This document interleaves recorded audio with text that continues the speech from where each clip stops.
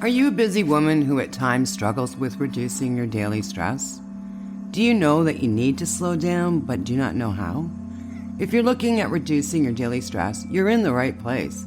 My name is Denise Eckert, and I welcome you to the Calm Your Daily Stress podcast. I just love interviewing guests so they can share their stress-reducing tips and techniques with you. Now, if you find this podcast helpful, please share it with someone who struggles with stress, because lowering our stress will make us a better person, a happier partner, mom, friend, neighbor, etc. And the best part is happiness is contagious. Enjoy this episode. Hi there, it's Denise Eckert from the Relaxation Lounge, and I love coming on here and sharing different ideas and techniques to lower the stress and anxiety in your life. I love having amazing guests like today. I have Stacie Boyar, who's a licensed mental health counselor with a master's degree in education. She's in private practice, specializing in depression, anxiety, and PTSD. She's recently written and published a book called You're Not the Boss of Me, which provides tips and tricks and techniques to those struggling with anxiety. She also has a podcast, Stacie, where she offers mental health tips. So welcome, Stacie. Thank you so much for having me. I appreciate it. I love that you deal with anxiety because so many people suffer from that. So can you just tell us, what is anxiety? Absolutely. Well, I think everybody is anxious at some point in their lives and probably daily. But when it becomes a real issue and it's going on for over 6 months and you feel like you can't control it and you have all kinds of other symptoms, 6 of them to be specific, that go on that are not part of drinking or drugs. It's something that is unrelated to that. And also, if it's affecting other areas of your life, like school or work, then it becomes a real issue. And it's really important to seek help, such as a therapist, to work on techniques to kind of help with that. Now, what are the symptoms of anxiety? Because sometimes people really don't know what they're going through. Right. Well, it could be different for everybody. It could be feeling on edge, irritable, fatigued, sleeping too much, sleeping not enough, muscle tension, anger issues, on and on and on. And, it comes out in different ways too. When we're stressed, sometimes we have headaches or we have stomach aches. We have all kinds of issues going on that we can't pinpoint why we have it. And sometimes it's even muscle tension or backaches, headaches, and it's all related to stress and anxiety. Wow. And I mean, how can you tell if you're experiencing anxiety? Because it really sounds like it's everything, Yes. Well, again, if it is kind of encompassing your entire life, if you're feeling anxious in all areas of your life, then it's really something to kind of check out, go to a doctor, see a therapist. And if it's been going on steadily for 6 months, then it becomes a major issue. But like you said, we all experience anxiety. So there are little things we can do on a daily basis to help when it doesn't get to that point where it becomes generalized anxiety disorder. Now, when you start working with a new client, like, are there tests or special things that you can do to pinpoint the anxiety? Well, I mean, I don't do specific tests, but we kind of talk about what's going on and what they're experiencing day to day. And sometimes I give activities, sometimes I even give homework, and not everything works for everybody. So, sometimes I'll suggest something or we'll do something and they're like, oh, I don't know. And for other people, that can work really well. So I think it's really important for all of us to kind of have that pretend toolbox of things that we know we can grab that will help us in various situations. What are some of the things that can trigger the anxiety within us? Well, and I think that's different for everybody. For example, COVID was a huge trigger for everybody. And we kind of didn't realize it at first. And people that had never experienced anxiety were experiencing anxiety. And especially then going back out into the world, having anxiety kind of re-entering the world became something, or social anxiety became a really big issue at the time. For all of us, different things trigger it. For example, if we've experienced something externally in our lives, whether it was a traumatic event or even something stressful at work or an argument with a friend or a spouse, these can kind of trigger that. Although it can also be an internal thing, an internal dialogue in our mind that probably isn't accurate, that's triggering anxiety and stress. And what is CBT? Cognitive behavior therapy is very common, and I suggest it to anyone experiencing anxiety. It's working on your own thoughts and basically not allowing those thoughts that come into our mind to encompass our world. So it's our thoughts cause emotions, which then cause behaviors. So it's stopping those thoughts before it comes an emotion and then becomes a behavior. And it's a really kind of common therapeutic practice that people use when treating anxiety, because I think it's like 80% of our thoughts really aren't accurate, aren't 100% correct.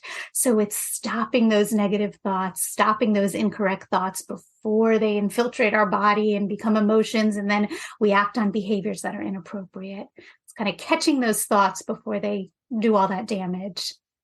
Now, can you give us an example Of somebody having a thought that isn't accurate? Oh gosh, well, it could be so different for everybody. So, oh gosh, let me think of a particular thought that I hear all the time. Maybe I'm not good enough, or I will never be able to get that job because I'm not good enough. Well, you question your own thoughts. Is this thought really true and accurate? Is it accurate 100% of the time? Is there evidence to this thought? What is the evidence to this thought? Is there evidence to the opposite of that thought? What would a friend tell me in whatever scenario it is? Or what would you say to a friend who came to you with this thought? And most of the time, oh, I would say to my friend, go for the job or do that and you're fine. But yet you're not speaking as kindly to yourself as you would a friend. So it's really kind of trying to be positive, changing those thoughts, and then it's kind of working on that. I love that, because you're stepping back and you're taking a look at, is this really true? Because sometimes you can get just caught up, oh, this isn't good enough. Meanwhile, it's a wonderful job that you've done, but you just have that fear of putting it out there sometimes. Yes, isn't that true? We get hung up on the negative so easily, which is like so annoying. But the truth is, every time we have a negative thought, you counteract it with 3 positive thoughts, which sounds hard, but you can rewire the brain, rewire the neurons to kind of easily go to the positive instead of the negative. And it's true, we're nicer to friends than we are in our internal dialogue sometimes, and it's important to recognize that. Yeah, absolutely. Now, you say you work with a lot of people with PTSD. So what exactly is PTSD? Yes. Well, PTSD is post-traumatic stress disorder.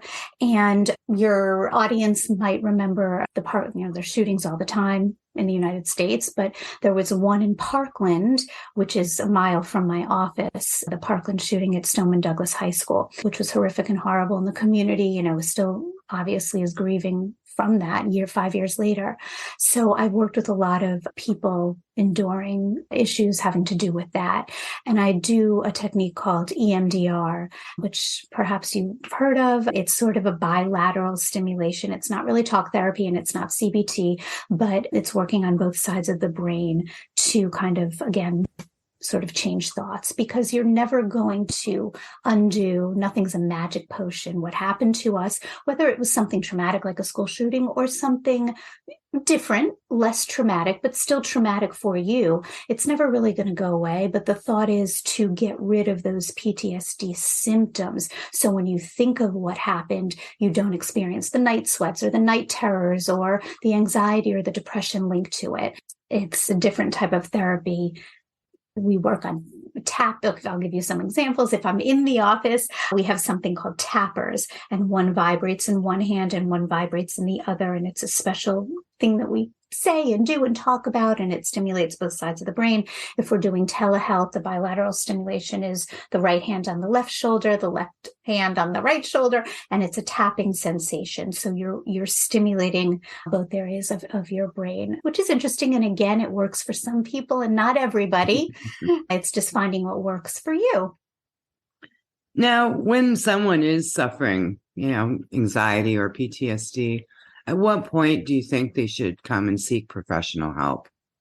I think when it is, again, pervasive, getting in the way of relationships, of friendships, of husbands, boyfriends, friends, when it is getting in the way of your studies, when it's getting in the way of your work, when it's getting in the way of your sleep, when you are unable to do the routines and things that you once could do, when you stop enjoying things that you used to enjoy, those might be some indicators that it's time. What inspired you to do this type of work? Well, let's see. I always wanted to go into psychology, and I actually didn't. I was a teacher, like you had mentioned before. And when my youngest daughter went to kindergarten, I think it was, I said, oh, I'm going to go back to school too. And that's when I kind of pursued this. And lo and behold, the Parkland shooting happened. So that kind of drove me into that.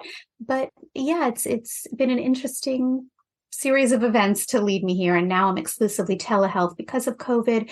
And people seem to really enjoy therapy this way, some people, because you can do it from the privacy of your own home, car, beach, wherever you are. Yeah, exactly. The life on Zoom.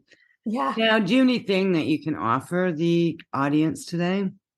I can always offer a 15-minute kind of consultation, but I also would like to maybe offer some of the tips that I have in my book or that we could kind of talk about, which is like deep breathing. So one of the things that I always say to people is deep breathing helps with so many things. And I think so many of us are doing it wrong, right? Like we're breathing into our chest when actuality, there is a right way to breathe for anxiety. And that would be in through your nose, all the way down into your stomach, almost puffing, pushing your stomach out, holding the air there. And then as slow as you can, even slower than you breathed it in, blow it through your mouth, through pursed lips. So practicing that really stimulates the vagus nerve and really slows the heart rate. So I think so many people kind of don't know how to breathe when they're feeling anxious. And it's important to practice when you are not anxious. So then when you are anxious, you can like easily draw upon that behavior. Well, and it's a good practice too, even if you're in traffic or something and someone pisses you off, or you're in a lineup and something pisses you off. You just basically just, getting back to yourself. Are there other techniques that you'd like to share with us today? Well, getting back to the deep breathing, there's so many, such as the triangle breathing, visualizing a triangle or a square and doing the breathing that way.